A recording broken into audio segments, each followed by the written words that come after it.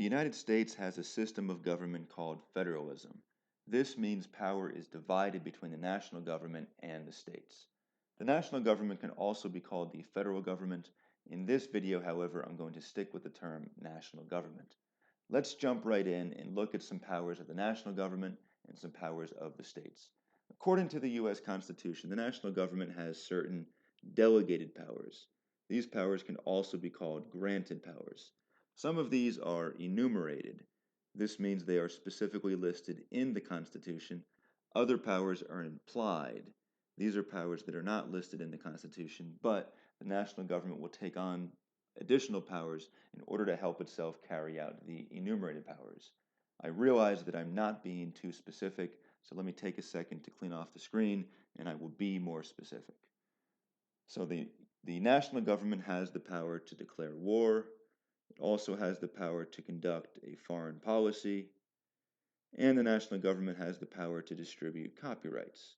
This is just a list of 3 things that the national government can do. There are additional enumerated powers as well. I'm just going to stop at 3. I'll come back to the concept of delegated powers in a few minutes. Let me now move on and we'll take a look at the powers of the states. The states have reserved powers. Reserved powers. These are not enumerated. These are not specifically listed in the Constitution. The Founding Fathers thought that whatever powers were not delegated to the national government would be reserved for the states. Some founders thought that wasn't clear enough, so they insisted upon adding the 10th Amendment to the Constitution in order to make that clear. Again, I'm being a bit vague, so let me now be more specific. The states have the power to distribute licenses. This means a marriage license, a hunting license, or a driver's license. States are also in charge of elections, and states are in charge of education.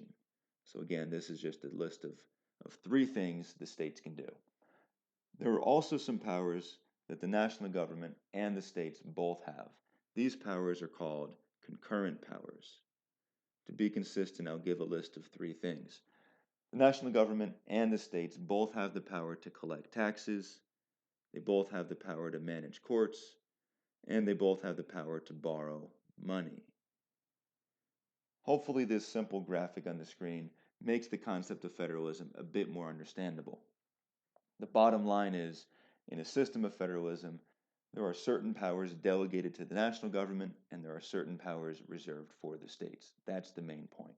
Let me take a second to remove this part from the bottom of the screen, and I'm now going to describe 2 other systems of government. So I'm going to contrast federalism with a unitary system and with a confederation system. In a unitary system, the national government is more powerful than the states. So let me drag the states over here and put them under the national government. China has a unitary system, and it's very clear that the national government is dominant and the states are subordinate. I'm going to refresh the screen, and we can take a look at a confederation system. The confederation. In a confederation system of government, the states are more powerful than the national government. So let me drag the national government over here and put the national government under the states. There we go. The United States originally had a confederation system of government. After the United States declared independence from Britain, it established a document called the Articles of Confederation.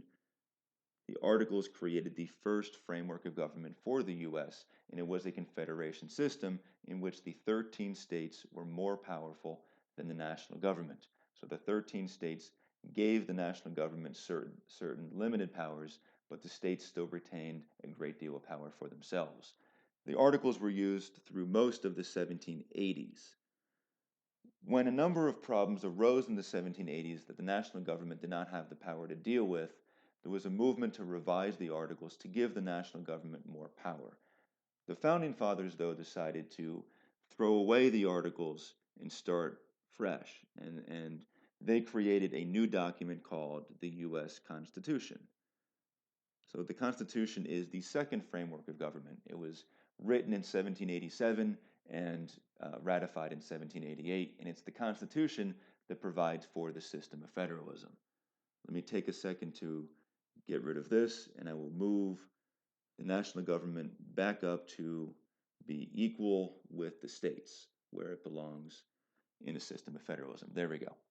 So the national government and the states are on the same level now, because I'm going to get back to describing the system of federalism. So in the system of federalism, um, it's an interesting system because there is not a specifically clearly defined relationship between the national government and the states. Instead, it's more of an evolving process. The Founding Fathers provided for certain enumerated powers that the national government has, but they did not provide an entirely comprehensive list. And there's also the concept of implied powers I mentioned before. It provides the national government with a great deal of flexibility. So there are people that believe the national government should use the concept of implied powers to make itself more powerful, and there are other people who would disagree and would rather see the implied powers be very limited and have the states more powerful. So this disagreement between people who want the national government to become more powerful and people who would prefer the states to be more powerful has existed since the days of the Founding Fathers. Let me take a second to clean off the screen and I'll go over a little bit more detail about this. So in the first part of U.S. history, the U.S. had a system of dual federalism. This means that the national government and the states were basically equal. It's just that they managed separate areas. So there were certain things the national government did and certain things the states did. They operated more or less independently of each other. Over time, this system has evolved into a system of cooperative federalism. In a system of cooperative federalism, there is more cooperation, obviously, as the name suggests. There's more cooperation between the national government and the states. So the national government has taken on more power and become more assertive. It's not that all of a sudden the system of federalism has been wiped out and replaced with a unitary system. It's more so that the national government has become more assertive and its role overlaps more with the role of states. Let me give one example. The states traditionally had power over education, and the national government wasn't involved in education. However, through various laws such as the No Child Left Behind Act, the national government has inserted itself in education. So through a variety of ways, the national government has dictated to the states what the national government is looking for.